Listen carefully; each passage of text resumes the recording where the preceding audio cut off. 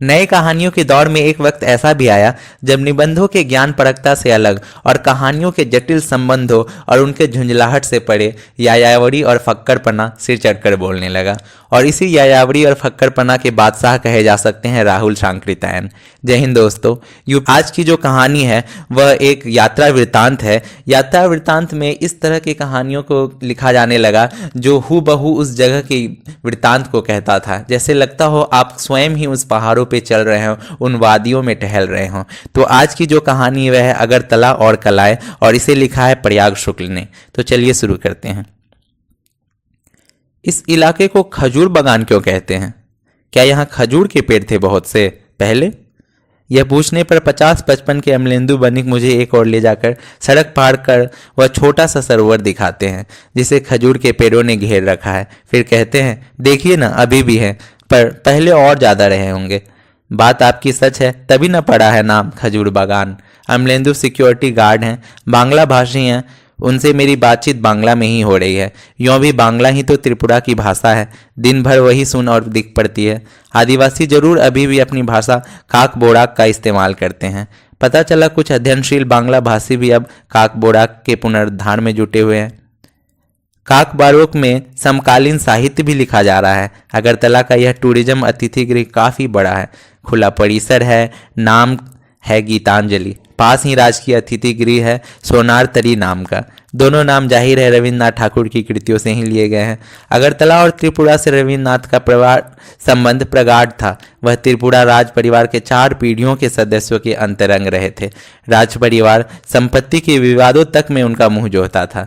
जब पिछली बार त्रिपुरा आया था तब वह मालंच भवन भी देखा था, जहाँ वह अक्सर ठहरा करते थे। मेरी पिछली यात्रा को कई बरस हो गए, फिर से वह भवन देखने की इच्छा है। अमलेंदु से पूछता हूँ, यहाँ से मालंच भवन कितनी दूर है? वह कहते हैं, बेशी दूर ना है, अपने हटेऊ जेत पारेन, ज़्यादा दूर नहीं है, आप पैदल भी जा सकते हैं। जिस उत्साह से अमलेंदु ने मालंच भवन का रास्ता बताया है, उसे यही लगता है कि उस भवन के महत्व से वह परिचित है। रविन्द्रनाथ की मूर्तियां हैं, चौक चौराहों में दीवारें भी कहीं कहीं उनकी मुखाकृति से चित्रांकित है। आज तो नहीं, अब कल मालंच भवन की ओर जाऊंगा। देख रहा हूं अभी 6:30 बजे हैं, पर दिन चढ़ाया है, सूरज तेज है, त्वचा में धूप की चुभन सी है। पूर्वोत्तर में सूरज जल्दी उगता है, कहीं कहीं तो 4-4:30 बजे ही प्रकाश फैल जाता है। दूसरे दिन भी उठने में थोड़ी देर हो गई है, सो सैर के लिए तो निकलता हूँ, पर मालंच भवन की ओर जाना नहीं हो पाता। उस सड़क पर टहलता जरूर हूँ जो मालंच भवन की ओर जाती है। यह गीतांजलि के पिछवाड़े की ओर ही है।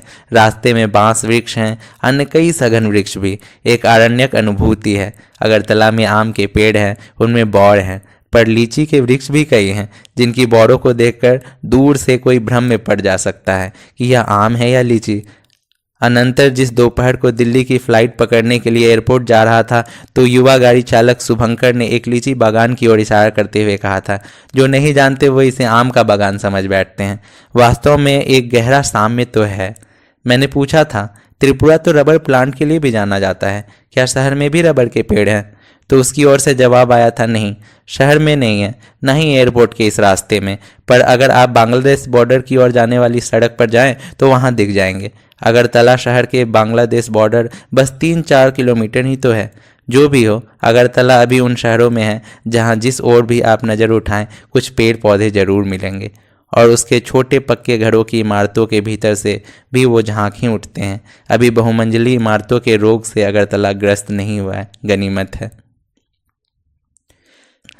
त्रिपुरा इस बार संगीत नाटक अकादमी द्वारा आयोजित नाट्य समागम के प्रसंग से आना हुआ है, जो नजरूल कला क्षेत्र में हो रहा है। कल रतन थियाम निर्देशक मैकबेथ की अपूर्व प्रस्तुति देखी है। आगे भी बहुत कुछ देखने सुनने को है। कई नाटक हैं, बंगाल का बाउल, आंध्र की हरी कथा, मणिपुरी वारी लीबा कथा गायन, आल्हा गायन आदि के भी कार्यक्रम हैं। नजरूल कला क्षेत्र के परिसर में शाम को होते ही भीड़ जुट जानी है। लोक नर्तक वादक अपने कार्यक्रम प्रस्तुत करते हैं, रंग बिरंगे बल्ब जल उठते हैं। दिल्ली के कलाकार भुवनेश्वर भास्कर के घट संस्थापन को लोग दिलचस्पी से देखते हैं। अगरतला के कुंभकारों के विभिन्न आकारों वाले मिट्टी के घड़ों को, मुखौटों, बीजुकों की शक्ल देकर भुवनेश्वर ने एक सरसता और कौतुक की सृष्टि की है। परिसर में कई तरह की तरंगे व्याप्त हो जाती हैं। इस परिसर में एक और राष्ट्रीय नाट्य विद्यालय की एक प्रशिक्षण शाखा है, 1 वर्ष के सर्टिफिकेट कोर्स वाली, जिसमें प्रशिक्षार्थियों को इस तरह ट्रेन किया जाता है कि आगे चलकर वे स्वयं स्कूलों और शिक्षण संस्थाओं में रंगकर्म की दीक्षा दे सकें। संगीत नाटक अकादमी का त्रिपुरा केंद्र भी खुल गया है। यहीं साहित्य अकादमी और नेशनल बुक ट्रस्ट के पुस्तक केंद्र भी हैं। नजरूल की मूर्ति है। निश्चय ही यह एक भरा पूरा परिसर है। एक दोपहर अगरतला की एक बड़ी पुस्तक दुकान बुक वर्ल्ड में जाता हूँ। उसके मालिक देवानंद दास से भेंट करते अच्छा लगता है। प्रकाशक भी हैं, साहित्य प्रेमी भी। उनसे आग्रह करता हूँ कि अगरतला के स्थानीय बांग्ला लेखकों कवियों से मेरी भेंट का कोई प्रसंग बना दें।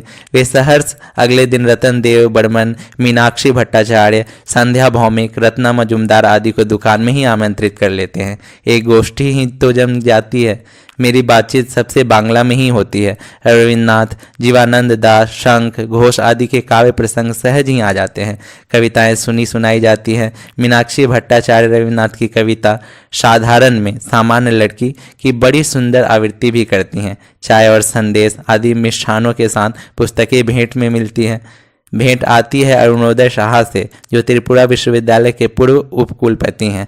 अतुल प्रसाद की जीवनी भी उन्होंने लिखी है, जिसमें स्वभावतः रविन्द्रनाथ ठाकुर से जुड़ी कई प्रसंग हैं। नाम है नींद नाही आँखी पाते, आँख में नींद नहीं। अगरतला की खजूर बागान इलाके की, वहाँ की सांस्कृतिक दुनिया की याद अब वर्षों बने रहने वाली है।